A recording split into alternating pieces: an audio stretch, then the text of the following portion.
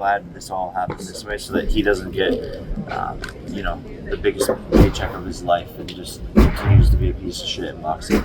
Jake, Clarissa Shields and others in the boxing and combat sports community sort of criticized you, saying that they agree with the reasoning of not platforming Gervonta Davis because of his past, but that was also present before signing the fight. So your response to that? Yeah, I think if people have a past and they reform and they're doing better and they're on a good track, people deserve second chances and opportunities. But when you bring the past into the present and do it while we're in the middle of a fight promotion with massive company like Netflix involved and MVP being a champion of women's fighters, it just makes things a little bit different.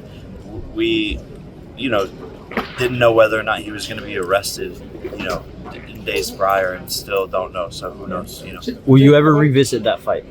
No, I'm not going to work with him ever again. Jake, did you look forward to facing off with Joshua? To break down the face-off, what about his size? Did you say anything? Did he say anything? No, we didn't say anything, but he looks intense, focused, locked in. He's obviously very, very tall. Looking up, my tallest opponent. My eyes are at his, chest level. But yeah, he's locked in. I'm locked in. I don't think there's fear in his eyes or in my eyes. Yeah, Jake, tell us the difference between your face-off with Gervonta, where you're a head taller looking down, and now looking up at Joshua. No, it's surreal. All of it is very, very funny, and my neck started to hurt after looking up for a little bit. But this is what we signed up for, and he's very tall, but that means I can use my speed and my size to my advantage as well. Jake, what type of journey has it been for you to start all the way from fighting guys like Ben Askren, rising all the way up to Anthony Joshua? Just explain quickly that journey when he was a fighter. Yeah, just hard work, man. Discipline, being in the gym, taking my licks, sparring, continuing to get better and rising every single camp, improving my skill. Dealing with a lot of crazy shit in boxing and a lot of naysayers, and I always said this is where I would be, and that's what ended up happening. And you knew from the start that you would make it this far. 100%. I saw boxing. I saw my skill. I saw what others don't see in my discipline and how hard I work in the gym, and so I know what I was capable of since day one, and that's why I always used to talk so much more shit. And when you say the boxing community, we do respect you. There's the fake naysayers out there, but the true fans who respect you.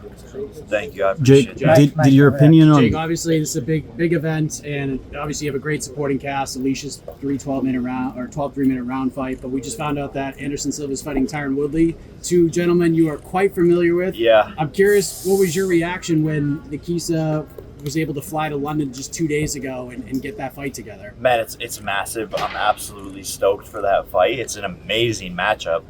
I think both men have the ability to win, and I'm excited to see who's the better one of those two. But they're both massive names, and it just adds more firepower to this already stacked card. Jake, there's man, it's tough. I would say if Tyron can utilize his jab, which was the key for me against Anderson, then I could see Tyron doing it. But if Tyron doesn't use his jab a lot, then I think Anderson will win. So there's this famous moment in the Marvin Hagler versus John Mugabe fight where Ray Leonard's watching and he sees something. He says, I can beat Marvin Hagler.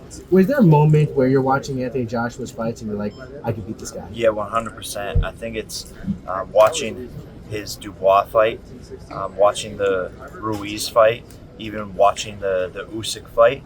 And when you look at it, he's lost to guys who are smaller than him. I think it's his, it's his weakness. It's his kryptonite is the faster guys who don't get hit by his big punches. What is it about this version of Joshua that you feel you can exploit, and what kind of interests you the most about this version of Joshua? I mean, he's an amazing fighter, one of the best heavyweights ever. I just think with speed and footwork and being in a rhythm, I don't think he can handle that. He doesn't like that because he is a little bit stiff. He does rely on his power.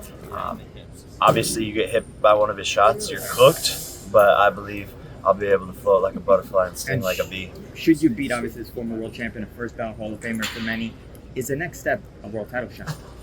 Yeah, I mean, I think I should be getting the World Heavyweight Championship belt for this fight. But yeah, that's always been the goal, is to become world champion. I think that would be the next step. What do you think about AJ's punch resistance coming into question in a lot of his fights? Yeah, no, I mean, he's definitely a bit chinny. He's durable. He gets back up. He knows how to fight when he's hurt, and he's still dangerous when he's hurt. He's dropped people. He's wobbled Dubois when he had been dropped multiple times. So he's very tough. He's very, very, very tough. But I do see holes where I can land big shots. Why do you think Tyson Fury's picked you to win by KO? Well, I think he's a smart man. He knows boxing. Are you surprised when boxers don't want to fight you? You're supposed to be easy, so why would they say no? Yeah, no, that's what's funny about it is everyone has a lot of shit to say. They want to fight, but then when it actually comes, like Ryan Garcia, for example, always talking shit, always has something to say, but didn't want to do the fight. So Joshua walked in and said he was very impressed with that.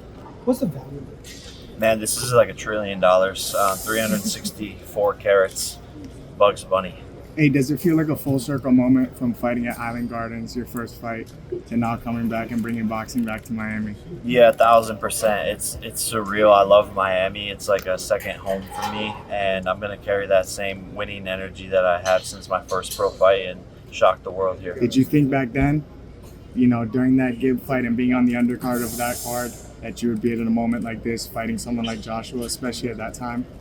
I didn't think it would get this big, this fast, having some of the biggest fights in the world. I knew I would do great things. I just didn't know exactly what they were, but this is definitely surreal. Is the door on the Tommy Fury fight closed? John Fury saying that he'll fight anywhere but America. Well, we weren't even trying to fight him in America, so like that was their excuse. Like, you tried to get me to go to America, and I can't come to America, and you know that. We had other options planned. They're gypsies, and like gonna say a bunch of shit. So I'm not worried about Tommy right now. I'm the only thing that he has, and if he wants to fight at some point, he just has to be realistic. Can you clarify this rumor online that's suggesting that your brother Logan might be in a fight with Tyson Fury? I don't know if that's true or not. I don't know. I have no idea. What happens if they do meet in the ring? Logan Paul by KO first round. Jake, a lot of the boxing purists, even as many things as you've accomplished, they still kind of like turn their nose up at you. Do they need to kind of get over that, or does that actually help you because it adds a level of intrigue to your fights? Again, it's the thing that's wrong with boxing is shooting itself in the foot. Why would you have hate towards the singular fighter who's done more for the sport than all of the rest of the fighters combined outside of themselves? They're selfish. They do great fights themselves, but I'm talking about building gyms. I'm talking about championing other fighters. I'm talking about bringing the sport to Netflix, the biggest streaming platform. I'm talking about giving fighters their biggest paydays ever. I'm talking about women's equality in 12 3-minute rounds, turning these girls into stars. The list goes on, and prospects, having a platform for young boxing prospects. What other fighter is doing any of this stuff? And I don't really even like to talk about it, but I don't get why anyone in the sport would want to shoot themselves in the foot of me and talk shit about me and take and tear me down because I'm only doing great things for the sport. One of your favorite fighters in the world is fighting tomorrow. What's your message for David Benavidez? Man, he's got this. He's a beast. I think he's going to knock out Anthony Yarde. One more question. At the end, what about your position in boxing right now? I was in your brotherhood right here in Miami, and then it's totally different.